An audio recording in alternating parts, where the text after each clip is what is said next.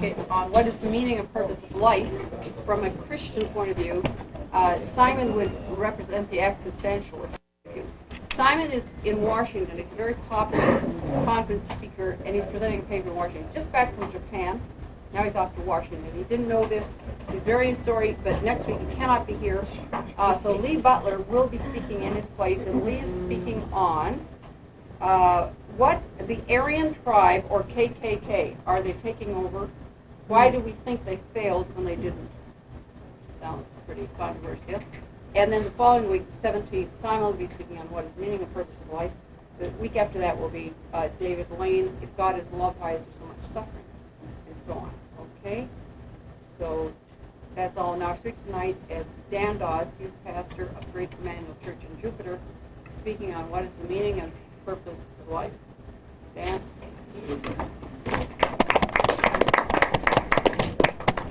Brought a visual aid here this week.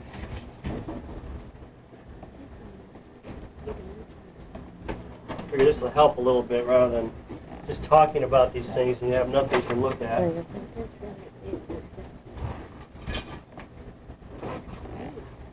Excuse me, I forgot that. Dan, do you want a microphone? I'm fine. Okay. That's not too bad. All right. What'd you say?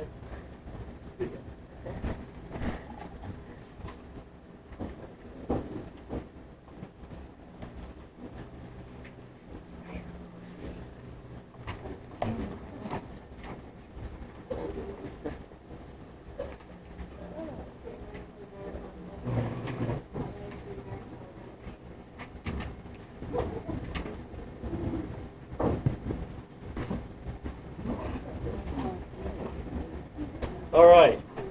Topics of the meaning and purpose of life. This is obviously not a new topic. Let me give you an example out of the Bible of somebody else who had the same question. This is Solomon, who is considered, at least in the Bible times, the wisest man who ever lived. And he wrote in Ecclesiastes, this is a time where he was really beginning to wonder about life. And he started asking the question about what is the meaning? And he was trying to find some meaning in life, what he said, under the sun. And what he meant by that is, if there was no God, it was just us here on earth, is there any kind of meaning I can find, a purpose in life? And he starts out the book and he says, meaningless, meaningless, all is meaningless. And he goes on in the next chapter, and he starts describing the process he went through to try to find meaning apart from God.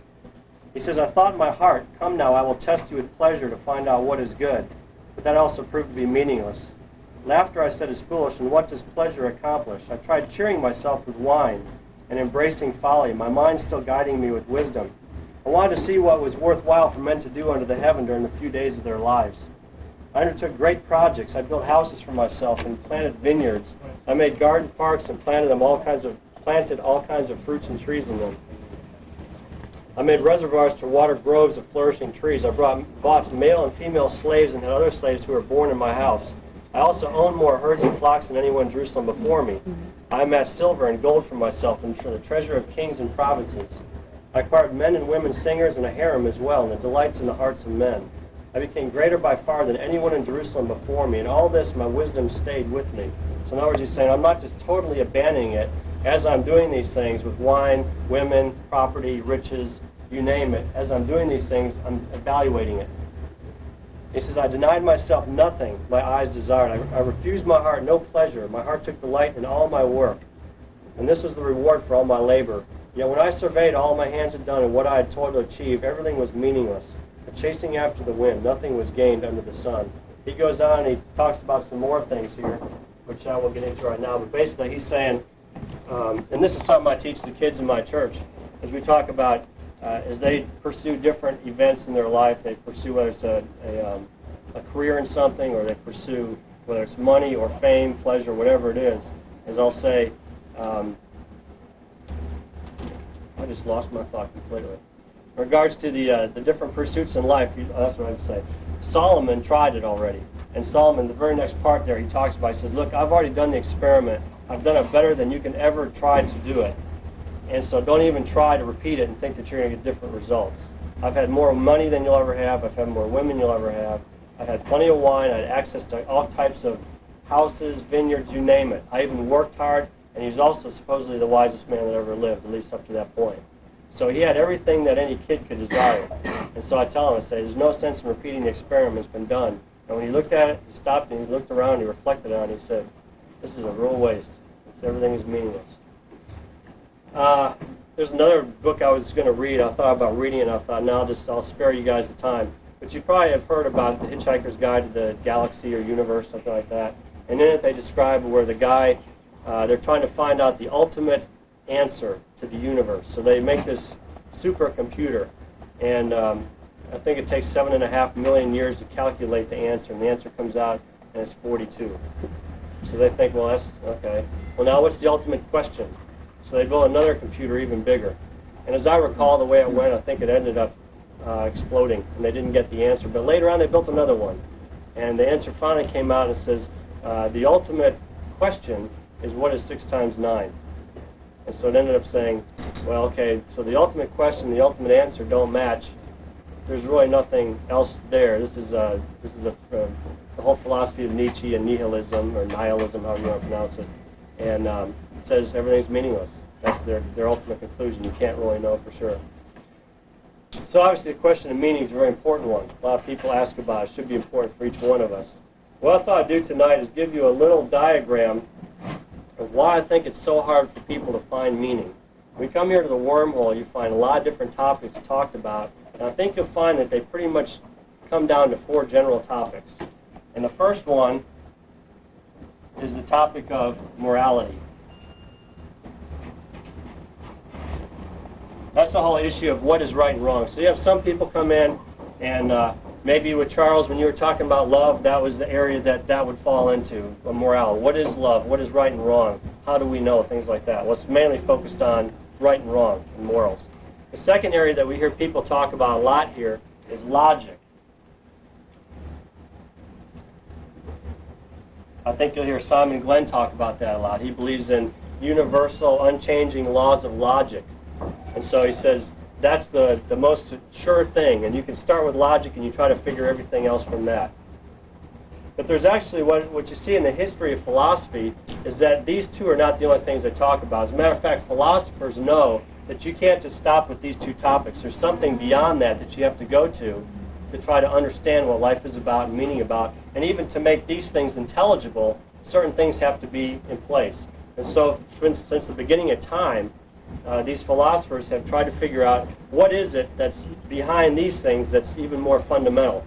And so they get into the area here, it's known as metaphysics. I'm just going to put here reality, because metaphysics is really just a study of what is real. It's when it says meta, it means meta is what stands behind. So say metaphysical, what stands behind the physical? Is there something more there? And I'm going to talk about that a little bit more in a minute. There's actually another area there, and this is one that's really critical for a group like this. The question is, well, how do you know? It's not just what is logical or what is moral or what is real, but how do we even know the answer to any of those questions? So that's another area, and actually the fourth. Oops, that's pretty poor there, but I'll just put it here, knowledge.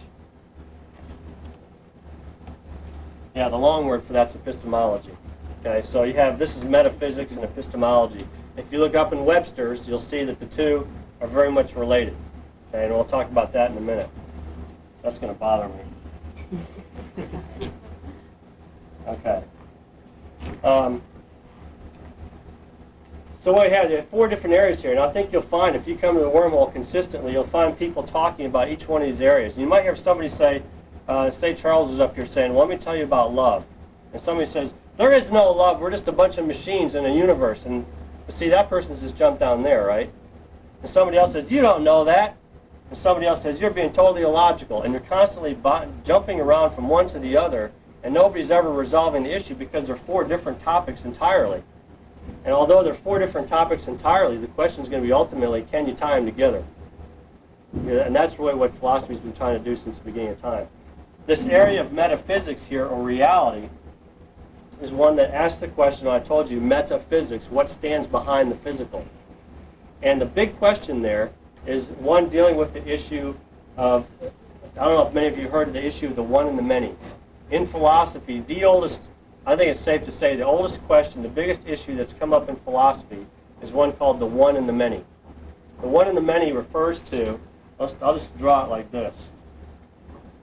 You can have 3 people here. That's called the many. You have individual particular people. It's also called particulars, so you say many or particulars down here. The question is there any unity to that diversity? You can also call it diversity if you want.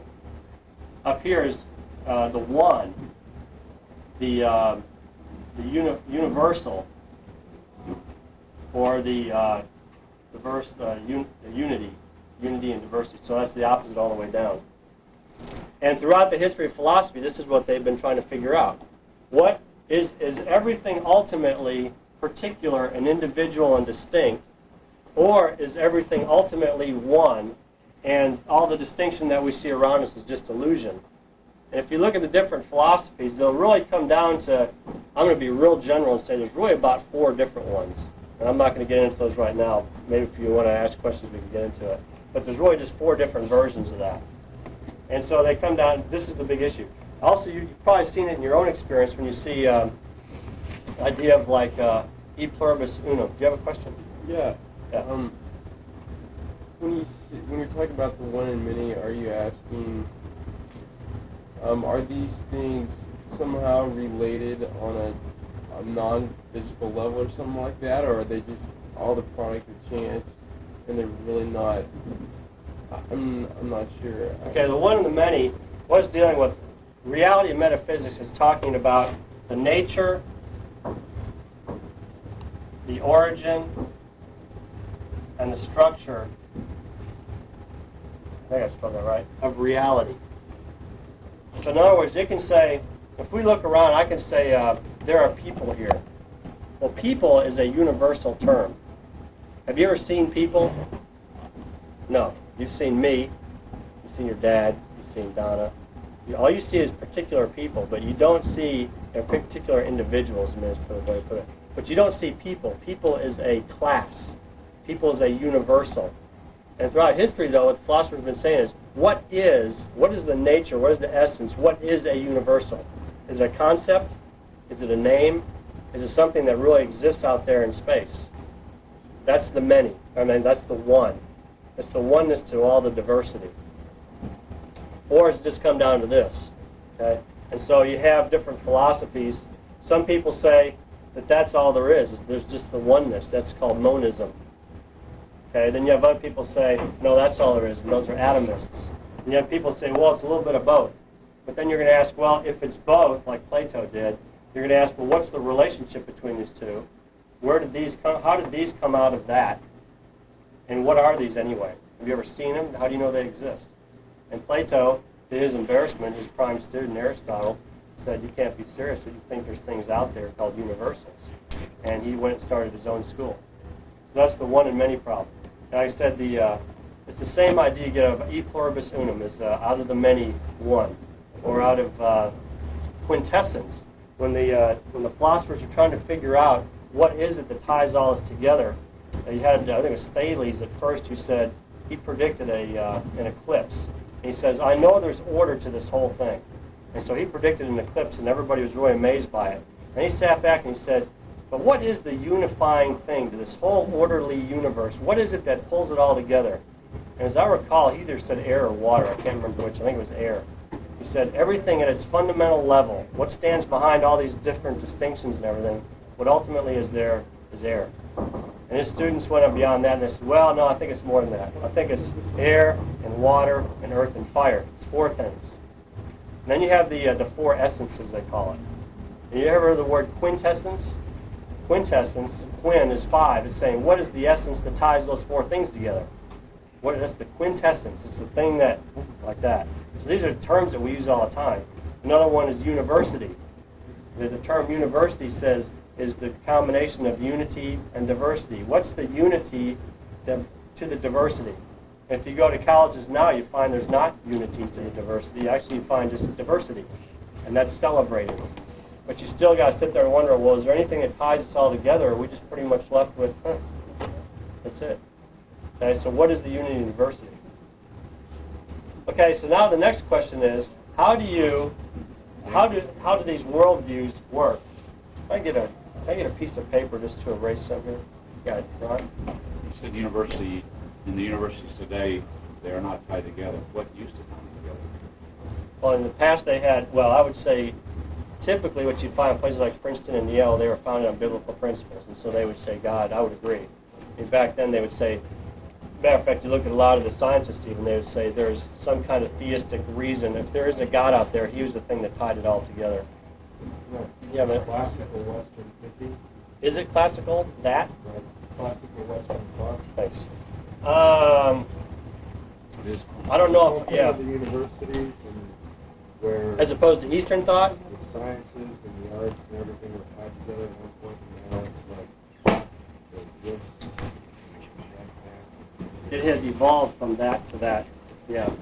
As far as classic, I don't know if you're using that in a formal sense of classic, or just you're just kind of stating, isn't that pretty much the way it is here?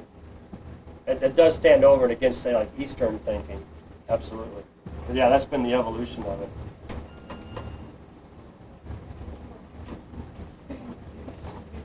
Okay, so we've had we've had this issue of we talked about morality, logic, reality, and knowledge.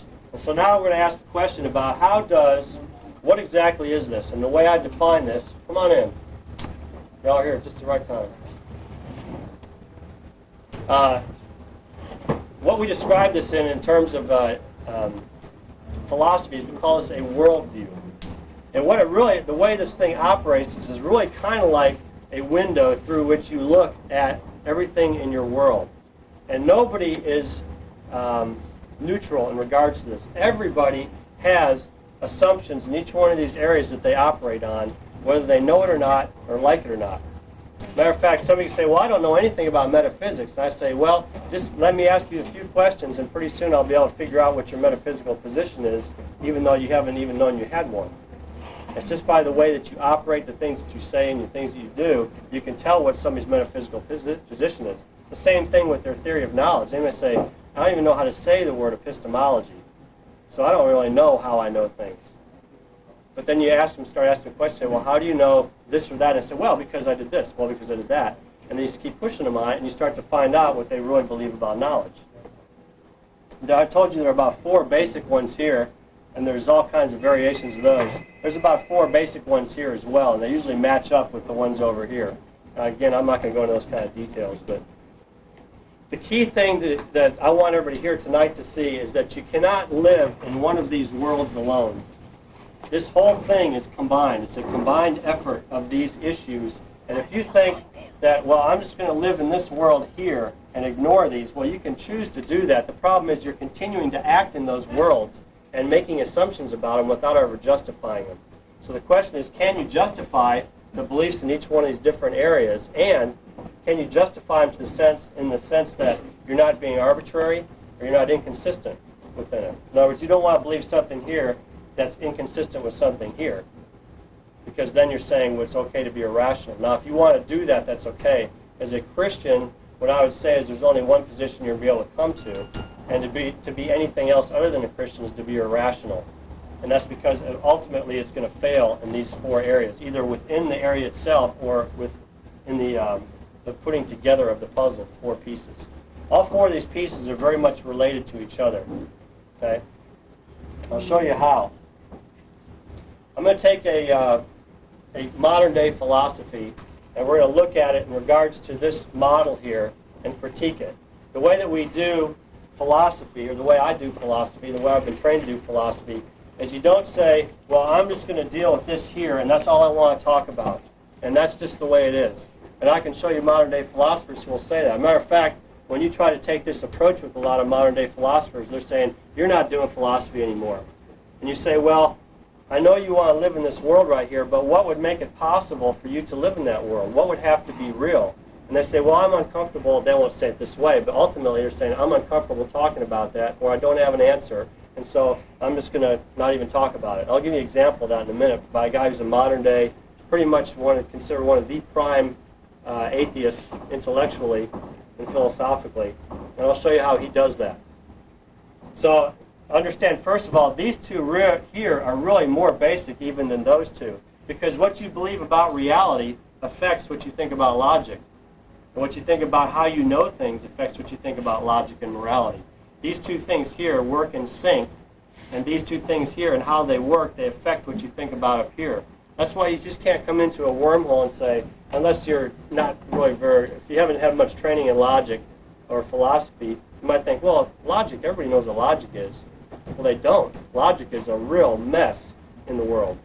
They have no, if you get a couple different philosophers together and say, well, what do you think the laws of logic are? Not only will they disagree in what the laws are, they'll disagree in what the nature of laws are. Why? Because they have different views on what is real. Okay? That's why a good example of how a worldview works. It's kind of like a window here.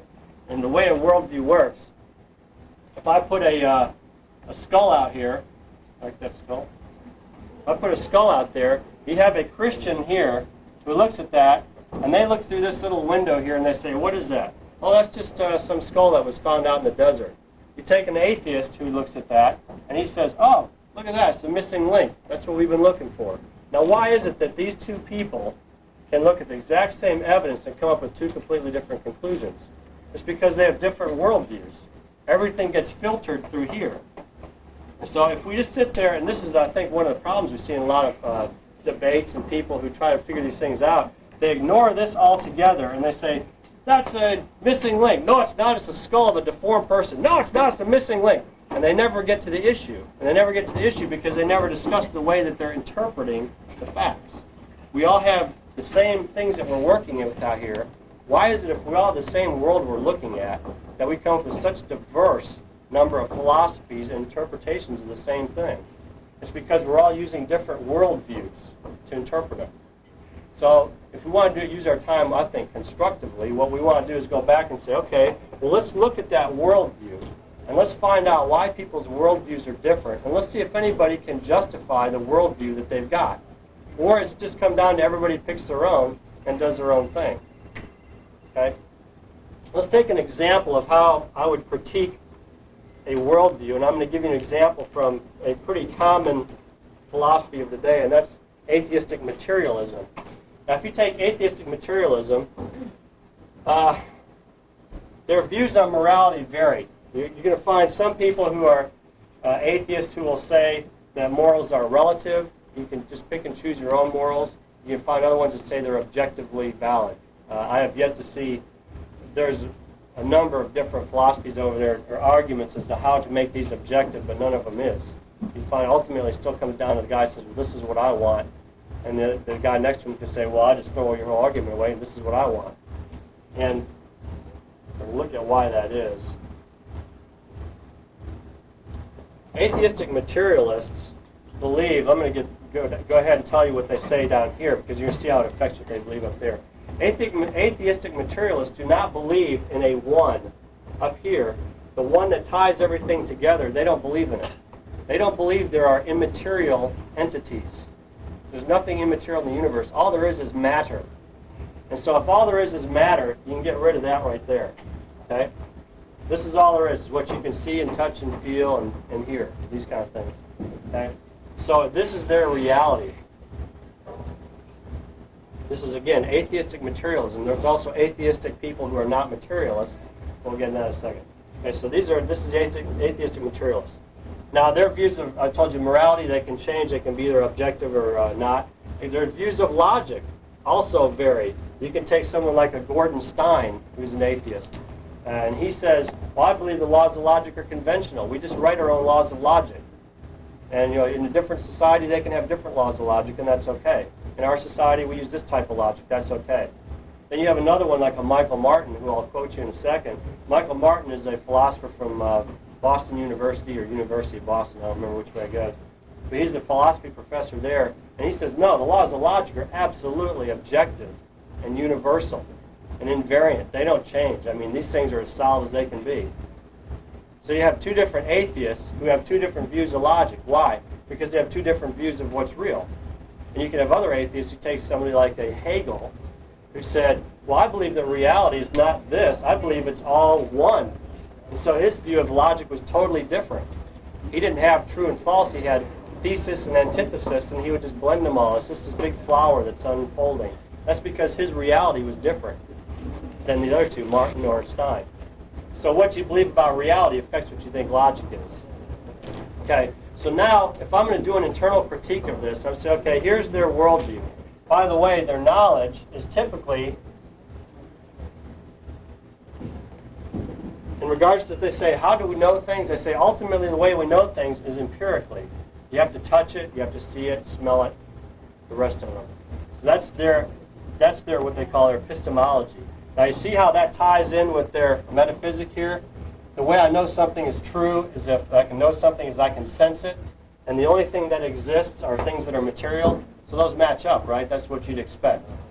Okay, How does somebody come up with E equals MC squared from what you're saying? That's in regards to science. Well, it's just an idea somebody had about reality that was so far out no one could even understand what we were talking about. But now we have identified it as a source of great power. Well, I would say that It if wasn't you something take... he was personally familiar with, or touch, or anything. Yeah, oh yeah. Where did that come from? Well, if you read about... Matter of fact, I had a special on Einstein the other day, and he did have a belief in God, at least during some of those formative Absolutely. years. That's Yeah. where it came from. Okay. Well, so I don't have any problem with that. But the thing is, what you think But science Einstein was is... not a Christian. He was No, a no, Jew. he was Jewish. If you have, if you look at this thing like a building block, what you see is these are the most fundamental ones, and then they go up from there. Science is up here. Science is not a foundational thing. Science is based on all kinds of assumptions about these areas here. You can say, well, I'm a scientist, that's all I know, and that's all I'm going to do. But see, every time you do science, you're making assumptions about reality. Is reality uniform? Well, if you're a scientist, you're pretty much figuring that reality is uniform. But see, that's an assumption. It's not something to prove. Oh, yeah, you would. Reality is chaos. Well, yeah, there are some. I mean, if you're talking about Heidelberg's I'm principle. talking everything is in a state of Well, chaos. I've heard of the It's chaos. not under anyone's control, nor is it going any certain way. Okay, we'll get to that in a minute.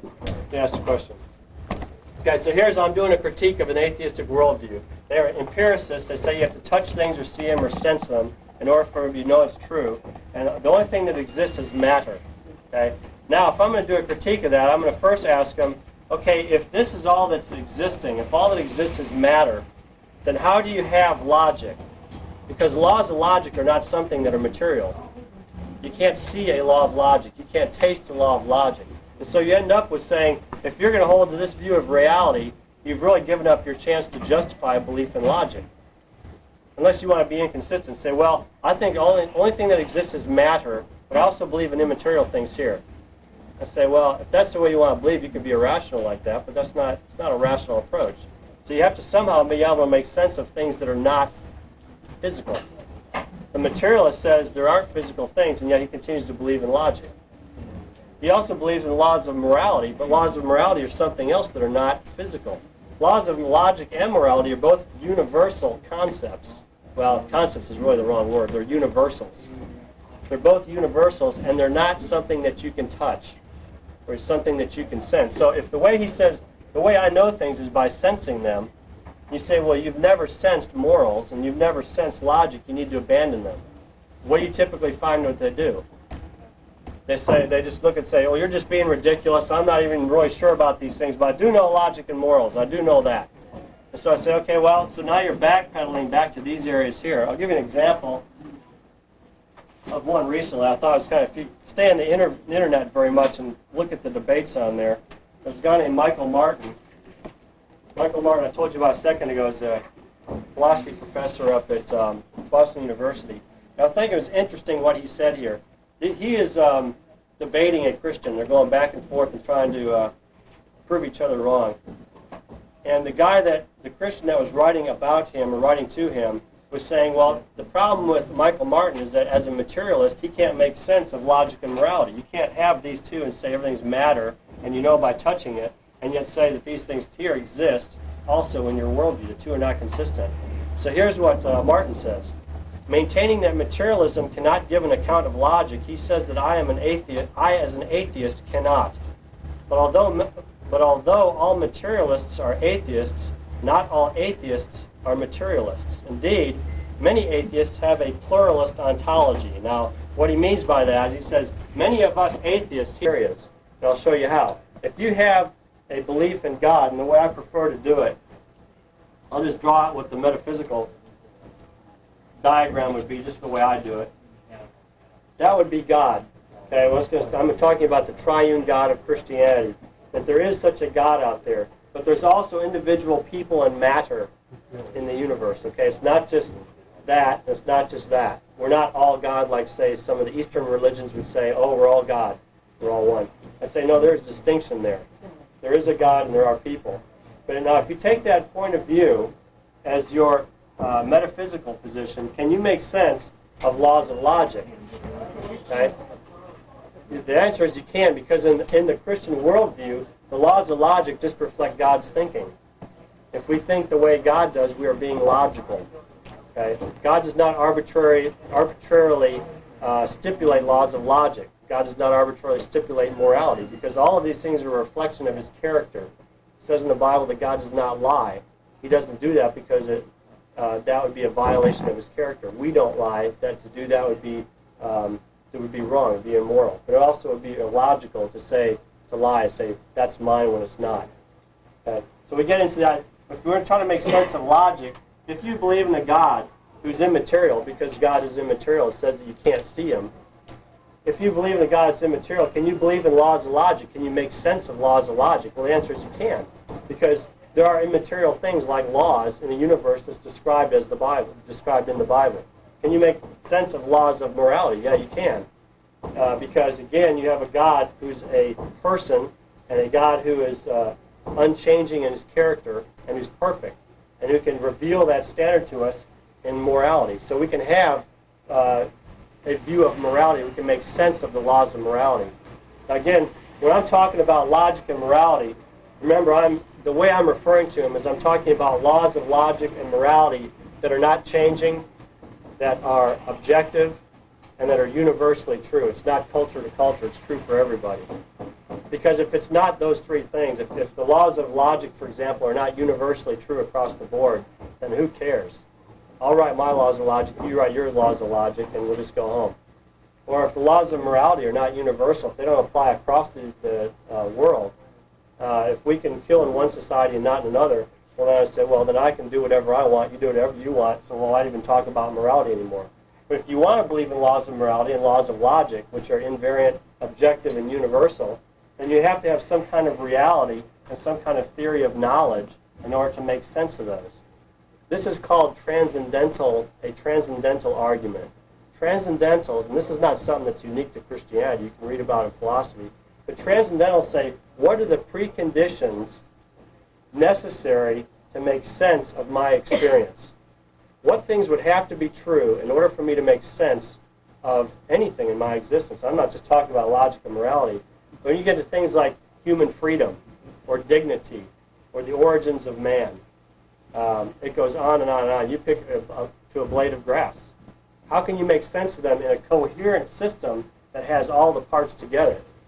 Well, again, if you're not a Christian, what you're going to do is you're going to focus on, maybe you'll just go up here to the area of science and just say, well, I don't want to talk about these things because they're uncomfortable. Well, you can do that, but when it comes down to proving the existence of God, you don't do it up here. You don't prove the existence of God scientifically, because what you believe scientifically is affected by what you believe down here. So until you solve this, ultimately, until you solve this question here, you're going to get different answers there all the way up. That's why you have Christians who are scientists. You have people who are atheists who are scientists. You think, well, science, that's got to be a pretty objective discipline, right? We should all be able to agree on scientific experiments. Well, we don't. Why? Again, because we have different views in what's real. We have different views in how we know. And we have different views in these things as well. And so all of these things impact what we believe about science. So ultimately, the way that we prove the existence of God is from the impossibility of the contrary. Without God, without what the Bible says about these areas here, without the unifying existence of God to make sense of these things, you can't make sense of anything. Ultimately, again, because what I'll do is I'll come down here and say, well, how do you know what's real? And whatever system you propose down here, other than what God has revealed, is going to fall apart on itself. And this is not, again, a Christian just saying this. This is the history of philosophy. You also have rationalism. The rationalists are the guys that say, well, I believe that there are, if I was going to draw it, these would be people that would typically believe something like this. Well, that's ridiculous, they'd say. Obviously, there's got to be something other than just matter. There's got to be something else out there. And I don't really think it's God, because I don't like the idea of a belief in God. So let's just propose something else that's universal here. So they say, okay, there we go, that's our rationalism. And rationalists say, let's start with clear and distinct ideas. Let's all agree on what's a clear and distinct idea, and from that we'll build a system. And what you find is that they're not able to build systems, or they build totally different ones.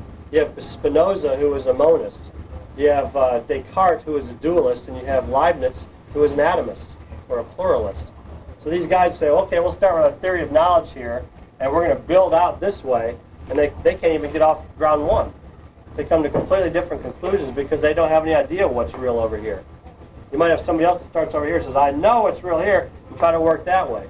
But that's hopefully this is going to be a tool that you can use whether you're a Christian or not. If you want to evaluate other worldviews, divide it in those 4 areas and start finding out what they believe in each of those 4 areas and say, now, are you able to put these together in a coherent whole?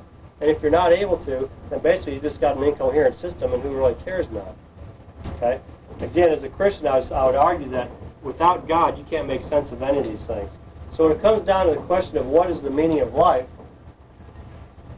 I think you probably by now pretty much know what I'm going to say. But let me give you what Solomon said. After Solomon had gone through his whole experiment, he came to the end of it, and he said, now all's been heard, and here's the conclusion of the matter. Fear God and keep his commandments, for this is the whole duty of man. For God will bring every deed into judgment, every hidden thing, whether it's good or evil. It says in the Bible, in Psalms 14, that, let me go ahead and say this. Why is it that so many people have come up with so many different worldviews? Why do they have so many different theories of reality and knowledge and morality and logic and science and on and on and on? Why is all that happening? Well, as a Christian, the explanation in the Bible is that because of sin, man ends up wanting to suppress what he knows is true about God here. He suppresses that so he can live life the way he wants to. And what it describes in Romans 1 and other places, it describes that the real issue here for men is the issue of morality.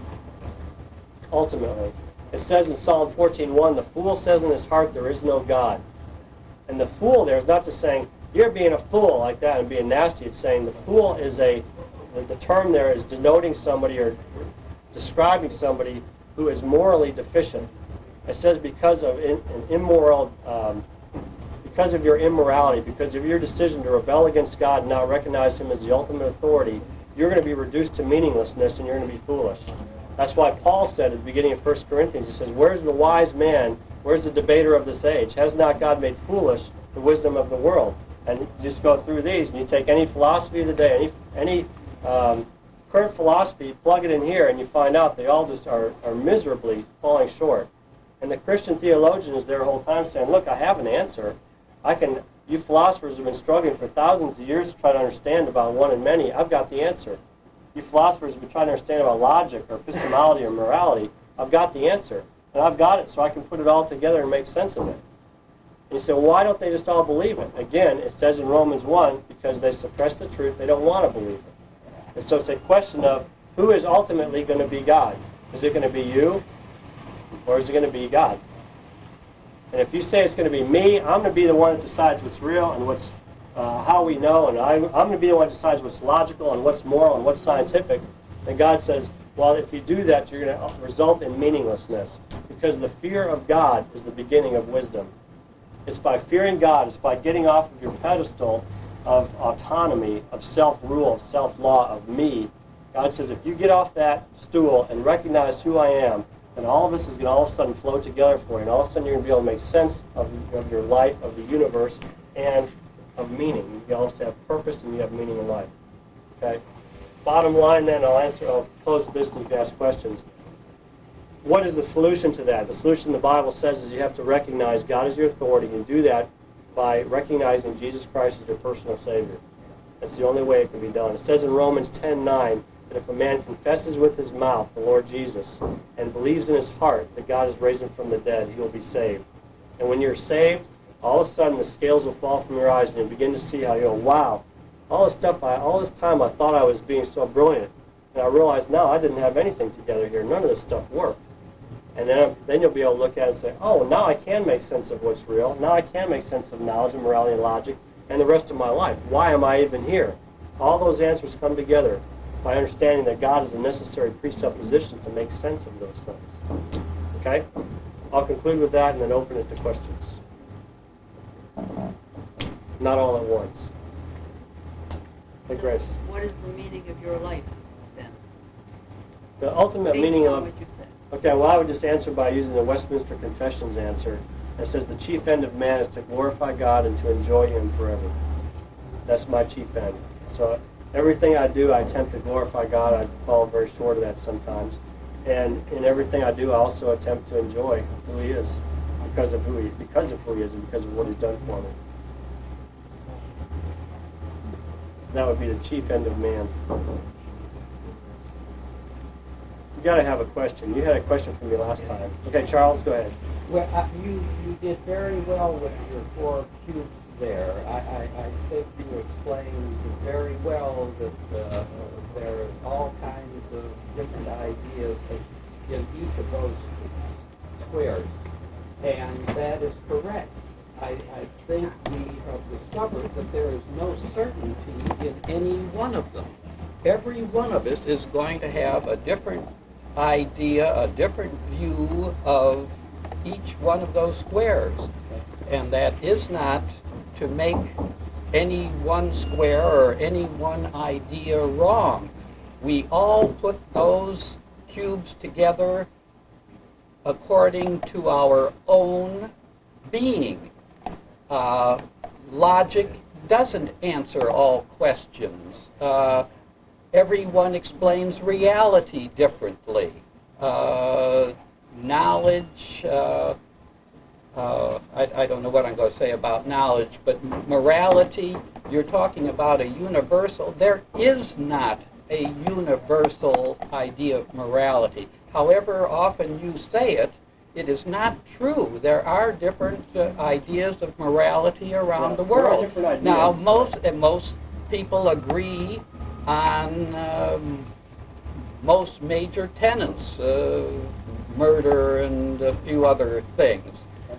But See, even what I'm saying tonight, Charles, let me address that, and then if you want to continue yes, with some more 'cause, questions. yeah, Just on that issue alone, that's exactly what the Bible says we should find. And the reason for that what? is that the different moralities, even within Christianity, you find, we say, well, so many Christians disagree on even what the morals are. I say, yeah, exactly. That doesn't surprise me at all. It's exactly what the Bible says we should find, because men are sinners. Even though I'm a Christian, Well, I still am finite, and I'm still sinning. Okay. And so that messes up my ability to understand that Yes. completely. So, in each one of us individually, we come to the best understanding of the 4 squares as we can, and we unify them. We combine them in a way that is most suitable, compatible, that answers most of the questions and problems for us. And we put some kind of a wrapper around that. Now, in your case, you put the frame of the Christian God. That is your frame. That is what holds all that together for you. That's what gives it unity and gives you purpose and all that kind of stuff. I think that we have kind of understood that we can argue forever what reality is. Okay, well, let me talk about that for a second. 'Cause Okay. You're making a fundamental statement. And if I understand you right, then really as far as our discussion goes, we can stop because we'll just reach an agreement that we won't agree. Correct. Okay. Correct. And now correct. the question is, can 2 people have contradictory views and both be right? Yes, Okay. of course. So in other words, what you want to do is if you say, what you're saying is it's okay to be irrational. It's No, okay. I'm not. Okay, I what am is not. rationality I'm then? saying that each of us pursues logic as far as we can, and that Okay, does let's not, take a basic law of logic, like the law of contradiction. if we Do you believe in follow, that? If we follow logic as far as we can, we will come to absurdity just as quickly Okay, but as Charles, we we're not will talking from about- arbitrariness and inconsistency. But we're not talking about following We it. have gone through discussions here any Okay. number of weeks. If you would come every week, you would hear some of these discussions. We I've talk come enough times to hear logically, them. and our logic bangs up against each other because we are being so logical that we are being absurd. Well, see, it's funny though, Absurd. when you say absurd, you say we're being absurd as if it's bad. But at the same time, you're saying two people can have opposing views and both be right. I don't know that That's I'm absurd. saying it. Well, I'm saying it's That's absurd. bad. I'm not saying it's bad, but it is absurd because we so dogmatically or obstinately hold on to these things. Okay, well, again, the view you're taking is similar to what I would know of, say, Hegel. Okay, Hegel would say that the existence is like, the way he would describe it, it's like this flower that's blooming. As we all kind of go our separate ways, the whole existence of the universe is flowering and blooming into whatever it's going to turn out to be. Okay? Sounds lovely. Okay, so you would like Hegel.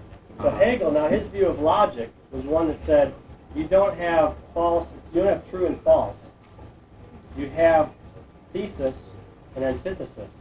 And what you take out of that, let me just finish. What you take out of that, just what you were saying earlier, you have, this is what one person says, here's the opposite.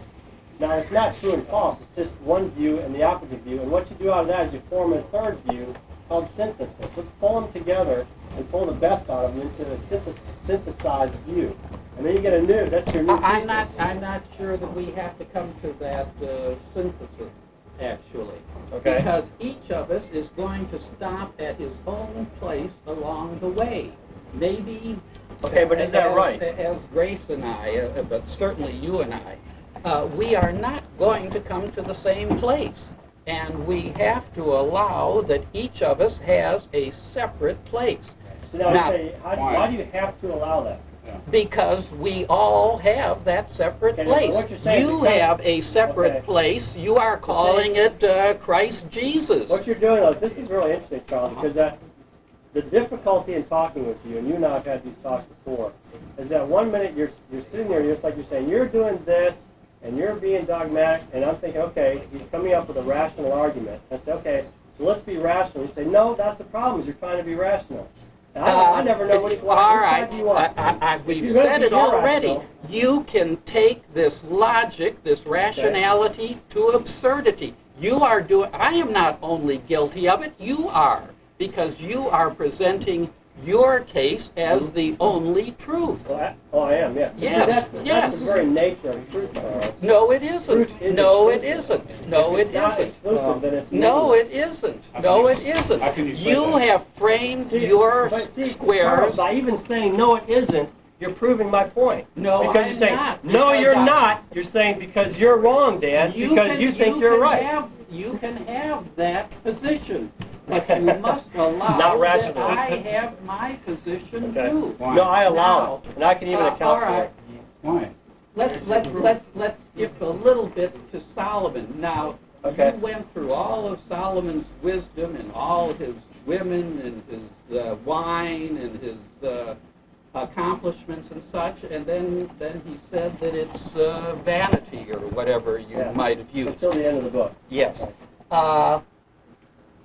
He got the wrong message from his conclusion, or he got to the wrong conclusion. He should have been very Okay, so here's satisfied the with thing. his Now, if I can life. say to you, how do you know that he came to the wrong conclusion? Show me rational Well, ideas. if you're So why don't I saying believe in rationality? what sentence did you quote? What exact line He said, did you fear say? God and obey His commandments. No, before that, you About came the to another meaninglessness? conclusion. Yeah, well, Vanity, he's, vanity, always Well, vanity. no, He was but trying he to didn't say- use. I used What he vanity, was but trying to do, Dan he That's said- the older translation. Yeah. this is what he was doing. At the beginning, he said, I'm going to try to make sense of my existence down here apart from the existence of a God. Under the sun, meaning there's no All God right. up there. As a And he said, "I can't wise make sense man, of it." he learned that he couldn't make sense of it. Right. And you learn to live with not being able to draw these final conclusions. All of us live as well as we can. We go as far as we can with our logic, our reality, our morality, our knowledge, but we come to the conclusion that we cannot go any farther. We simply won't know God until we Right. know You won't know God. God because He's infinite. That's We're right. finite. He's So Okay, we, but your concept of God and mine are totally different. of course, of Right. course. But what I'm saying is your concept of God down here is going to render these things irrational. No, it's not. No, it's not. Because I don't say that they have to come to straight line That's what I meetings. define as irrationality. You're Well, saying, these don't have no, to meet. no. Can I ask you Sure, a question? yes, please. Let me ask you a question. So what I'm understanding you're saying is, if I want to believe something that contradicts what you believe, it's okay. Yes, of course, What- you are. You're going to in any case. Okay, I then- can't change that. Then why are you trying to convince me that I should, if what I believe is okay and what I believe says you're wrong, then why are you trying to convince me that I can't do that? I'm not. But you did. I'm not. I am You said- letting you. you said I you am would letting never leave. you have your philosophy. But if my- Dan, I wait a minute. feel, is not allowing me to have my philosophy. His philosophy will not allow him. I just struck the exact point. Wait a minute. Why does he feel Wait a that you're minute. not allowed? Yeah, Why why, does he feel it? Why does he feel you're Well, not because allowing I- him to have his own opinion? He's allowed to have his opinion. I just say it's irrational. I mean, But you see, But I mean, you- what in you that are- statement does he you find are correct? name calling when you say that I'm That's his irrational. philosophy. But if I call you Charles, I'm calling you name calling as well. I mean, if it's true, I'm not trying to be ungracious, Charles. You understand? I'm not trying to be mean spirited.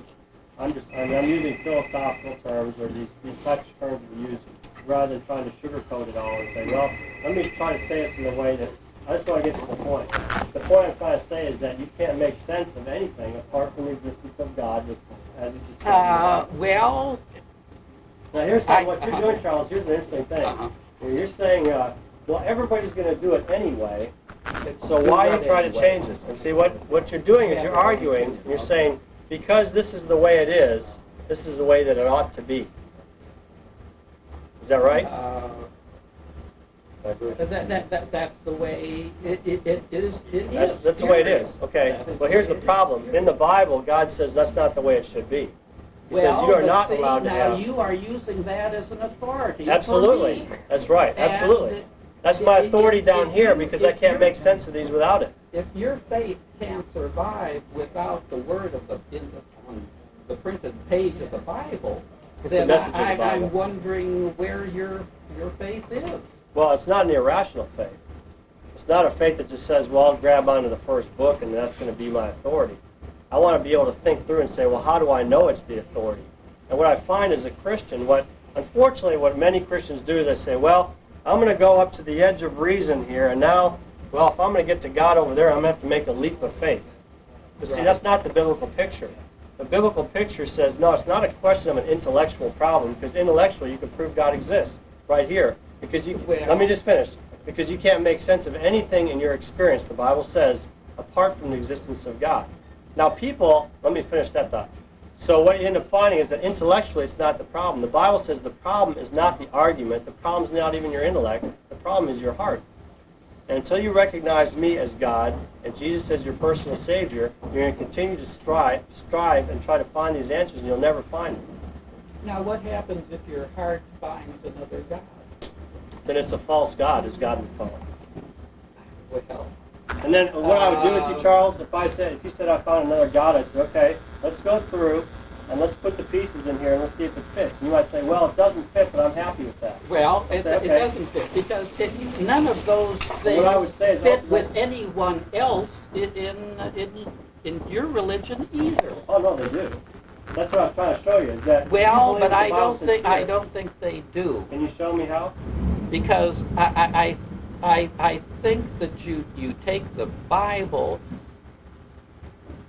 to the extreme. Extreme of what? We talk about the inconsistencies in the Bible, and of course you say, but there are none. But the scholars have found them. And then, of course, we talk about the advances of science, and you say, but the world was created in 7 metaphorical days, 3,000 years ago, or something like that. So you have. Are there differences within Christianity? Of course there are.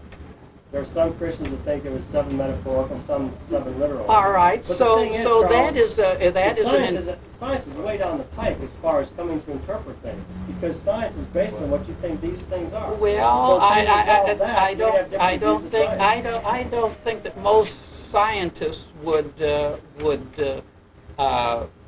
hold firmly to any one of those squares either. Scientists don't. are people That's just the like us. problem. Yeah. Let me just read one quote, and then I'll give you a question. This is what, see, when people ask the question, does God exist? And you think, if God existed, this should be the most obvious fact of the universe. I mean, why isn't it just there? And the reason, let me just give you an example. I'm not going to read this whole thing, but just part of it. This is C.S. Lewis, and he says, to some people, the great trouble about any argument for God is simply that the fact that any argument should be needed at all. If so stupendous a thing exists, ought it not to be as obvious as the sun in the sky? Is it not intolerable and indeed incredible that knowledge of the most basic of all facts, being the existence of God, should be accessible only by wire-drawn reasonings, charts and things, for which the vast majority of men have neither leisure nor capacity? Most men don't talk about metaphysics or epistemology. Why is this so hard? And he says, I have great sympathy with his point of view, but we must notice 2 things. When you're looking at a garden from a room upstairs, it's obvious that you are looking through a window. But if it is the garden that interests you, you may look at it for a long time without thinking about the window. When you're reading a book, it is obvious that you are using your eyes, but unless your eyes begin to hurt you, or the book is a text on optics, you may read all evening without once thinking of your eyes. Or he gives another example. When you talk, you don't think about grammar, you just do it. So he says all these instances show the fact that the fact which is in one respect the most obvious, this is the existence of God, and primary fact, and through alone which you have access to all other facts, this is science and everything else up here, may be precisely the one that is most easily forgotten. Forgotten not because it's so remote, but because it's so near and so obvious. It's like the window. You're not thinking about the window, you're looking through it. But he gets down here at the bottom and he says, this is how God has been forgotten. God is not remote and abstruse. It is a matter of daily and hourly experience as intimate as breathing. Denial of God depends on a certain absent-mindedness. But this absent-mindedness is in no way surprising. You do not need, indeed do not wish, to always be thinking about windows when you're looking at the garden. You're always thinking about the eyes when you are reading. In the same way, the proper procedure for all limited and particular inquiries is to ignore the fact of your thinking and to concentrate on the object. Now here's the key part right here. He says, it is only when you stand back from particular inquiries and try to form a complete philosophy that you must take it into account. For a complete philosophy must get in all the facts. So he's saying, if you want to make sense of that window that you're looking through, and you step back and you say, okay, wait, I've been looking through this window the whole time. How can I make sense of this window? How can I make this thing intelligible and make sense of it? And what he's saying is that unless you have God down here and as your primary fact, you're not going to be able to make sense of all these things. Okay? He Now, is a marvelous apologist for Christianity, and anyone who wants to accept that, fine. He doesn't know all the facts looking through that window. He can't pretend to know all the facts. That's not what he's trying to do. He's saying what can make the fact, any fact, intelligible. Okay, his heart, I suppose. Well, ultimately, yeah, the Bible says that unless his heart is right before God, he won't be able to make sense. So if it's his heart, which is not logic, which No, is it's not not heart morality, separate which is not reality, which is not knowledge, What you're trying to do each of us has the heart to accept God. No, you're making a difference. You're making a jump between what I say about heart and what you're saying about heart. Heart's not Well, of course, we're two different people, Right. so we have two different definitions of we heart. have different worldviews. The thing is, everybody has different worldviews. And what I'm trying to show you is that there's only one worldview But there that is isn't. coherent. There isn't one worldview that is coherent. Okay, we've now, gone this instead of Let me go ahead and have this guy. Yeah, okay. I forgot your name. You were here last time. By the way, just preliminary, you're talking unity, idealism, he's talking diversity. I'm not. No, he's talking I'm unity. getting to unity He's more the faster unity than. side. There, No, yeah, he's one of the definitely one of the more great unity. one of the great ironies of monism and diversity, or unity and diversity, is that nobody's ever been able to argue them without standing under the accusation that they argued their way from one to the other. I asked a question here. In Leviticus, I've brought it up once before, and I'll bring up a couple of examples. In Leviticus, two persons of the male persuasion lying together, having relations, if they were to found out, they were to be stoned to death. And I cannot remember, but I'm sure it's in Leviticus that it begins that adulteresses are to be stoned to death. Presently, and I'll make an assumption, I'll assume that you're not in favor of that in the present world. However much you're a Christian, perhaps I assume wrong. Hegel, who I don't think would be surprised, thought of himself as a Christian. I question that myself. He was a very convenient Christian. He was the first Sunday Christian. 6 days the world gets, 7th day God gets, because that was an appropriate proportion. Hegel would say that you have gone through the synthesis and the antithesis. You began with the very rigid, early Old Testament idea of morality, your history that brings you to where you are today, and that it ran up against other moralities, modern moralities of liberal construction, which allow people to have personal lives that, although you may disapprove of them, you cannot wield corporal punishment to prevent them from leading those lives. You, in doing that, or in having this Bible of a perfect and unquestionable morality, which has been changed in those two examples and in many others, some, it's said, were changed by God, or God's immediate representatives. Others just simply have changed, and we have no record of when exactly or why exactly, like these questions that I've just brought up. Where is the perfect morality then? And aren't you exaggerating, as might be quite appropriate, aren't you exaggerating the rock fastness of the Christian answer in these four categories, as much as you're exaggerating the total chaos of the philosophers' approach to these four areas? In fact, Hegel's antithesis and synthesis have occurred in Christianity. We no longer stone these people because we know another idea came in and was melted in with the Old Testament. Yeah, I'm not sure what the question is. He's saying, it's real simple.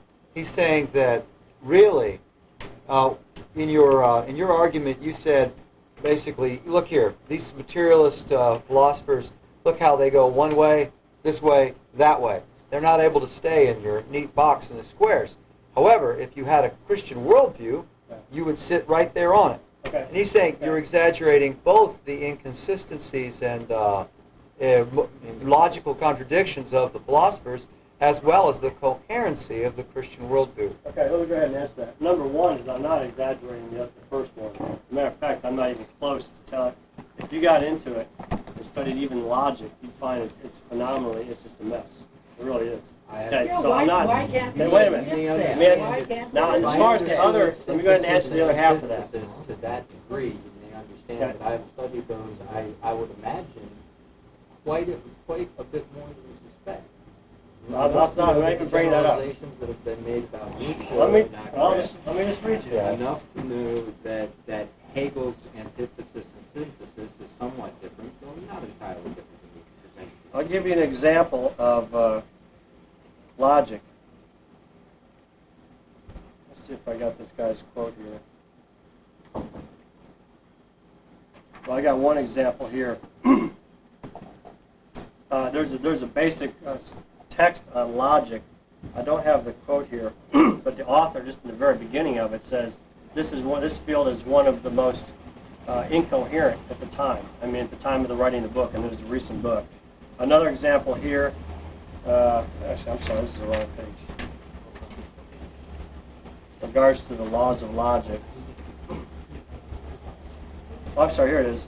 Morris Cohen, in a preface to Logic, says this: if by logic is meant a clear, accurate, and orderly intellectual procedure, then the subject of logic as presented in current textbooks comes near to being the most illogical in our chaotic curriculum.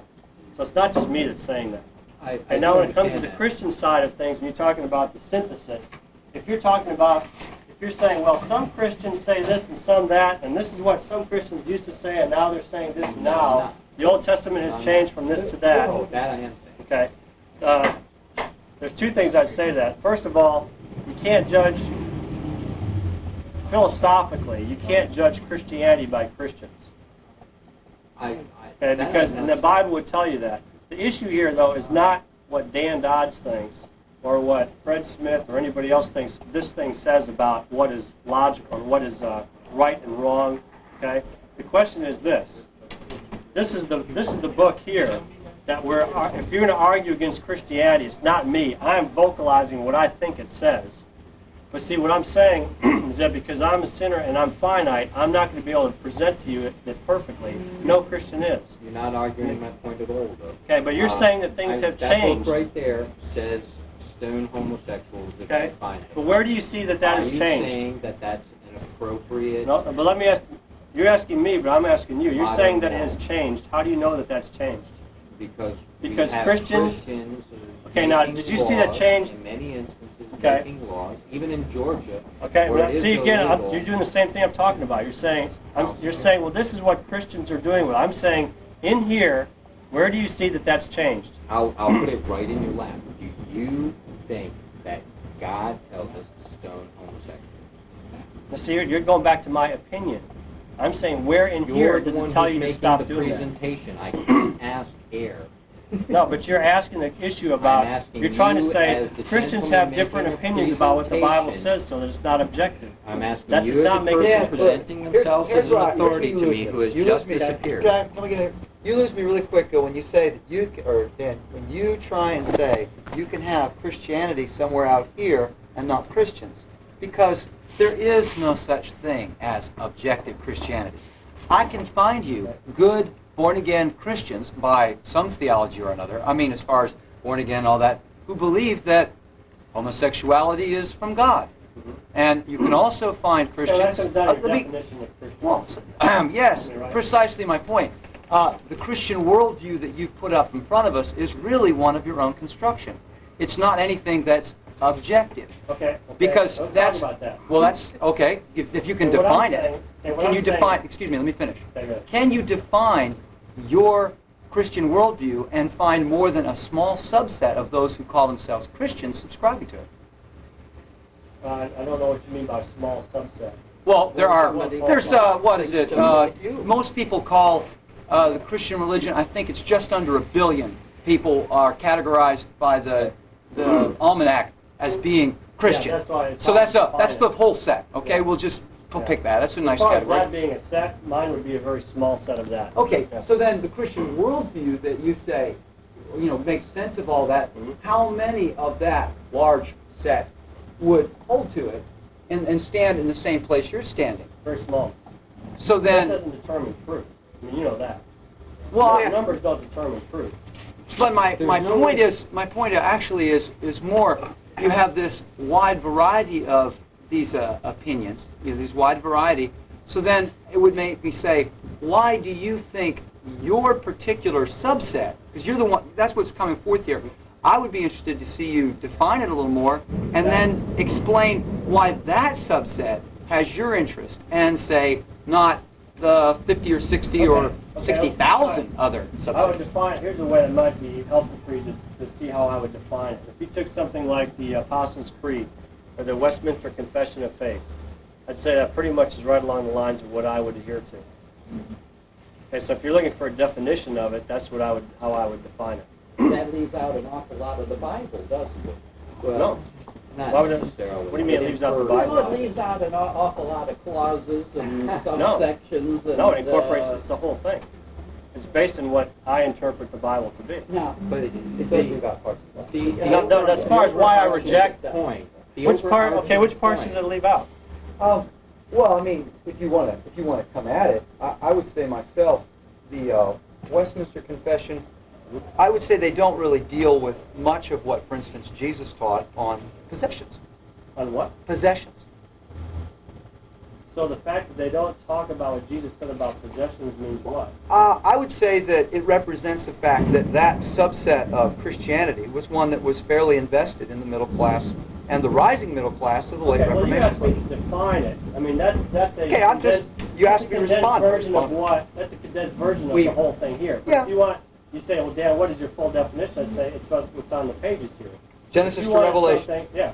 If you want something more specific, I gave you one. Yeah, More let's just, specific, But what take we it are off. doing here Let me just ask you one other successfully question. is You know, talking why I don't without believe the other ones. opposing Christianity, The pointing reason I out don't how the believe the other, monolithic let me nature. finish Yeah, this go one. ahead. I want to hear you. But you say the reason I don't believe the other ones is because one's probably a couple different, because there's all kinds of variations. You might say some of us have certain basic things in common. We might differ on, say, infant baptism versus baptism after you're saved, or things like that that are not really super critical. So there's always going to be some differences like that. As far as fundamentally, the biggest issue for me as a Christian is this the authoritative Word of God, or is it something that I can go in and slice and dice to my convenience and make it say what I want to? So whenever You're sure that you're not. I'm doing my best not to. I'm not saying I'm perfect at it. Well, But that's why you. that's it. But that's why you sit down and you say, okay, well, Dan, I think that you're slicing and dicing this wrong. I said, okay, let's sit down. And now we get into the issue of what's called hermeneutics, of how do you interpret. And I say, okay, now here's why I interpret this way. And you can say, well, your interpretation method's all wrong. I said, okay, tell me why you think so. Let's go through. But you don't interpret the Bible any differently than you interpret any book of literature. Now, if you want to say, well, I don't believe in interpretation, I'm a deconstructionist, I can make it say whatever I want, then I say, well, then you're just proving my point. You can't come to any kind of answer. It's always going to be irrational. But if you use the general rules of interpretation and you follow that without beginning to read into it what you want, now maybe sometimes I do that and I should be caught on it, and Dan, you're doing it wrong. But as far as an objective truth, if there is a God that's personal, that's revealed himself, that is the objective truth. The fact that I don't present it to you guys maybe as coherently as I'd like to is just a fact that I'm a creature and that I'm a sinner. So this is the objectivity here, not me. How do you know where you're being a sinner and being an infinite or a finite creature stops or starts? You don't know whether your being a sinner is misinterpreting part of that or reinforcing something that you shouldn't be reinforcing. You don't know. You don't know enough about yourself to know where your sin stops and starts. I would say I or do. where your knowledge stops and starts. No, I'm not and going to. how No. you are treating that. Yeah, I won't be able to do it perfectly, no. Of But as course not. far as But fundamental you don't know how issues, close to perfect you are or how far you are. I know from I'm pretty far perfection. away. Yeah, so But that's not even the issue, how on Charles. earth can you argue as you do? That's not even the issue. The issue is not how perfect I am. I mean, if you want to come down and say, how do you argue the way I do? I say, well, we sit down and we try to figure out what are the preconditions of arguing at all? And then we get into that. And then we say, okay, now if this is what we come up to is our document or is our metaphysical position, how do we interpret that? I'm going to. So we sit down, we figure out the rules. You used Lewis tonight as an apologist. Why did you use Lewis? Why didn't you use some Zen monk? Because I think they're wrong. Well, you know what he'd have done? He'd have come up to your board and just erased the whole thing. Yeah. And that would have been the solution. And I would have said, that proves my point. Thank you. Yes, of course, because all of that.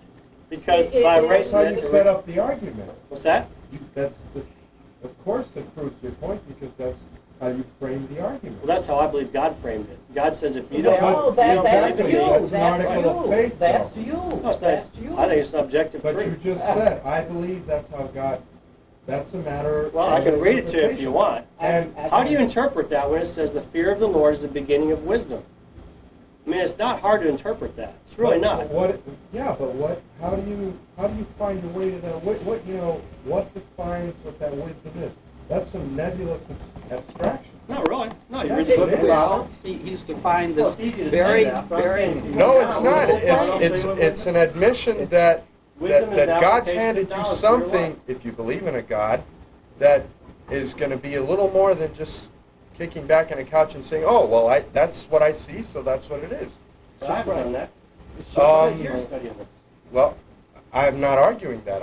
I don't even study philosophy. The point is that there's some underlying thing to say. Well, wisdom. What reference to what? Okay, well, you want to look at Webster's and look it up. It's not hard. I mean, the thing is funny is people always Wisdom say, is- oh, you're doing all these things. Say, look up the dictionary. We'll sit down, we'll interpret. It's not hard. Now, are there passages that are hard? Yeah, the ones that are prophetic and talking about what's going to happen in the future, a lot of imagery and stuff, it's hard. But when it comes down, it says God exists, and if you don't trust God as your personal savior, you'll die and be in hell forever. It's not hard to interpret. It's pretty black and white. What do you say to Jewish people who don't believe in an afterlife Well, anyway? we sit down and we talk about it. I say, let's get your Bible out and we'll start looking at the passages and let's see what they say. See, it's not that I'm just saying, I'm dogmatically saying that's just the way it is, I'm going to close my ears. I'll say, anybody wants to sit down, I've done this here before. You want to go to lunch? We'll go to lunch, we'll sit down, we'll talk it through. No, it's just not that hard of an issue in a way. Ultimately, it's hard, not because of an intellectual issue, but because of a heart issue.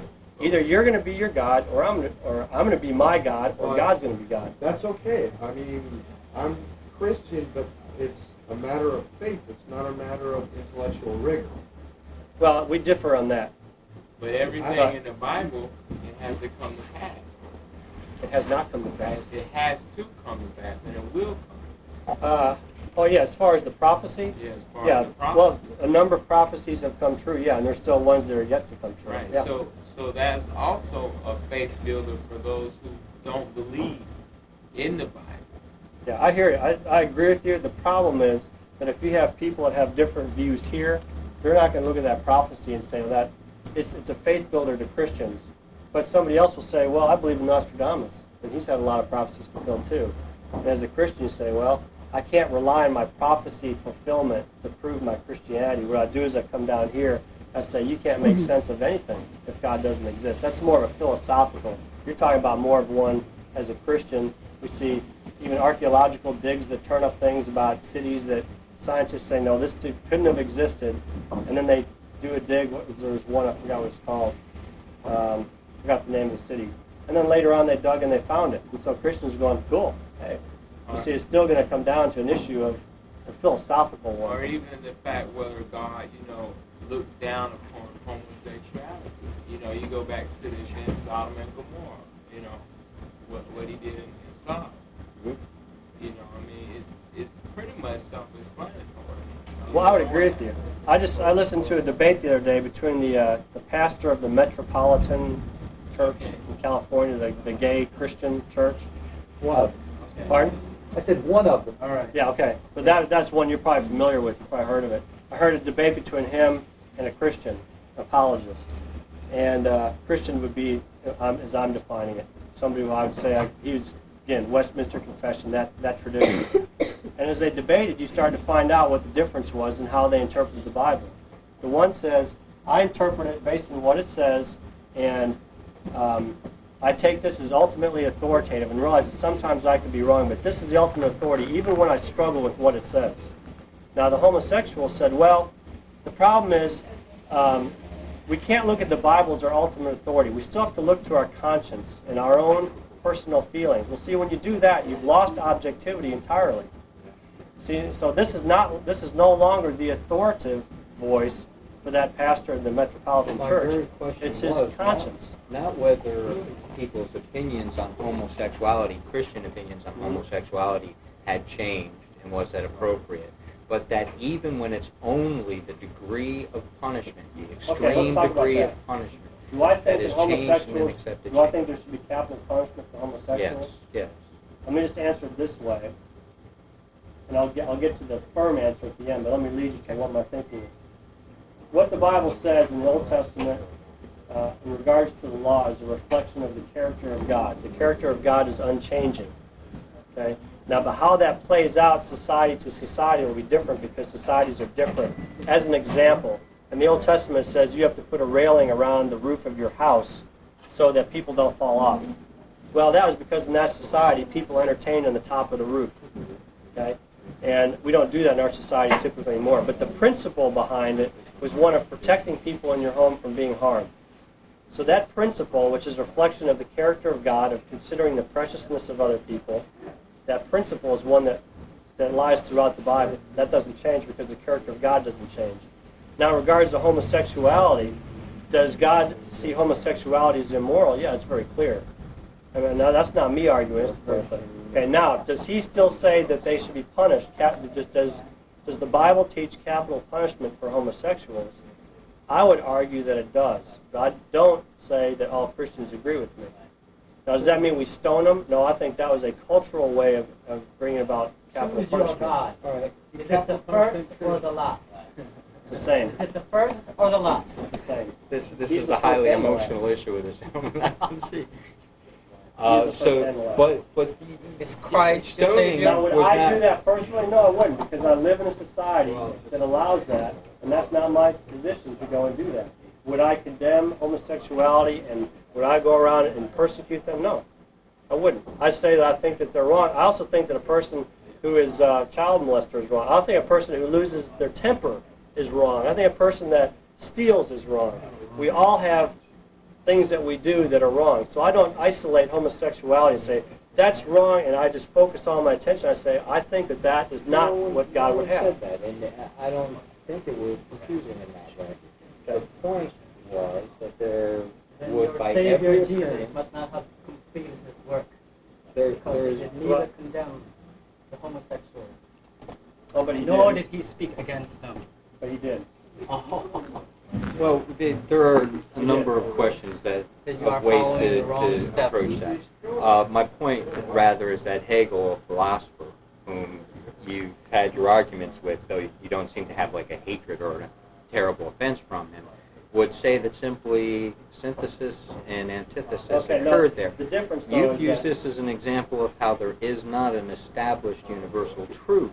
Yet Oh, I suggest you have God is, previously in your argument. God is unchanging in his character, but how that plays out in society, because we have, for example, different houses, is different. Now, The there's principle's where the you're same. making a logical difficulty, because when you deal here on the earth with people and make claims, very definite claims, and when you can't back them, you jump up to God and say, well, that's just because that's people. But if you look at God, well, when you're making the claims and it's working, you're happy to look at people and how people are dealing with it and how it's good for people.